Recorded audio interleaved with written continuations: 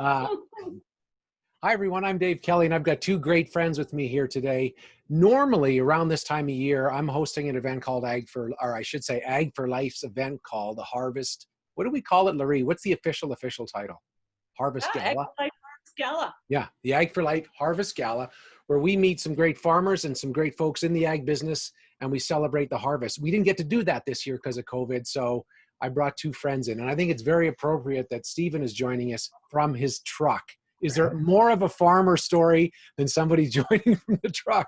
Stephen, you're a fourth generation farmer out near Fort Macleod. You also have represented Canada around the world in various commissions and talked to people about ag. First of all, how's the truck? How's everything going in your world? Yeah, well, these trucks are pretty nice. They're nicer than cars. In fact, they're you got big screens on them. Yeah, they're fantastic. Yeah, so it's amazing how much work and it turns into your office for sure. Oh, well, let's go right to your office. How was the harvest this year, Stephen? I hate this. It's very few times we can say this, but pretty much maybe the best ever for us. In some years maybe we had better yields, but not by much. And this year we had not maybe at the highest prices ever, but super high prices. So you combine the two, and I think this will be a record year for us. Most people in Southern Alberta, if you talk to farmers, it's been a fantastic year. So you don't normally hear that from farmers. You're usually complaining, but no complaints. Well, good for you. That's good to hear. Luree, Ag for Life does great work educating and letting people know about the world of ag and being safe in it. How has this year been for you? Well, I'm just taking that in what Stephen had said, because not complaining. That's fantastic. So we, we can complain a little bit.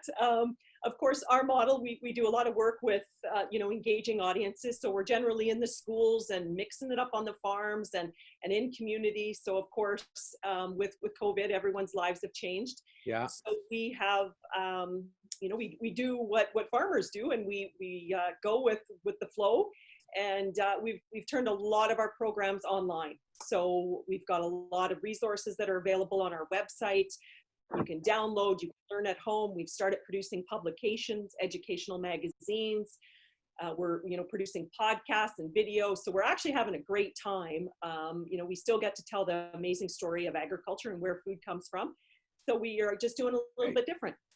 Stephen, for you, did COVID affect not just you, but farmers you know of? How did it affect you guys, if at all? Yeah, I would say agriculture, as far as primary agriculture, probably didn't have as big of an effect as many other industries. People have to eat, so that didn't change too much. But it did have some effect for sure. Like as far as day-to-day operations, it didn't affect because we're social distancing, just as a fact of we're sitting in a tractor or combine, right? Right. So that part of it was okay. And some of the things at dinner, when we have dinner, we have our own dinner bus that pulls up to all the combines. We get out and have dinner inside it. And so we have little things like some new things in there, sanitizing and stuff. But in general, very little. But as far as markets go, there was some effect, though the prices are up now. But like malt barley is a perfect example. Bars being shut down, sports leagues, all that stuff had a huge effect on alcohol consumption. Now, beer at home was up from my understanding, but that doesn't make up for going to the bar or to the baseball game and having 6 beers, right? So that affected us, and some of our deliveries are going to be 6-8 months behind. But that was a big one, for an example. And there's small examples of that throughout. But in general, agriculture, as far as the farmer goes, wasn't a huge factor for sure. Good. Well, as a city guy, before I let either of you go, it's important for me to feel like I'm at least trying. And I realize you guys must spend your whole lives going, if they only understood what we were dealing with. Stephen, is there something that you, as a guy out there in ag and on farms, wish that I would and city folks would understand a bit more about the world you live in?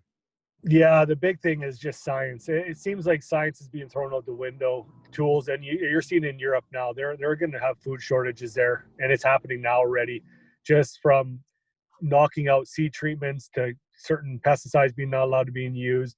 People in the cities are getting far too complacent of just going to the grocery store and expecting food to be there. Yeah. And then from there transferring it to how farmers should be farming their land, and having this romantic notion of farming in the past was much better and could not be further from the truth. We farm far more land with far less resources, with far fewer people, and grow a ton of food.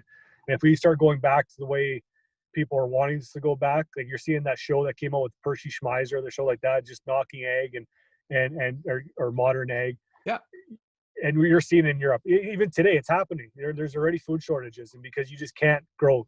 I'll give you an example: canola. You can't grow it in Europe anymore because all the tools have been taken away from the farmers. They've just quit. So that's happening more and more, and so that's a huge issue going forward. If you want food security, Yeah. then that's something that we need to be talking about. Luree, you're the one who does all the education. If people want to find out more, either about the work you're doing or ag in general, what do they do? Where do they go? The best place, and I was really happy, Dave, when you were talking about being a city boy, and one of the things that you are doing is informing yourself, right? You want to understand more about food and where food comes from. So that's fantastic. And so the best place to come have a visit is agricultureforlife.ca. Learn a lot about our programs. There's lots of resources, and we can make some connections there.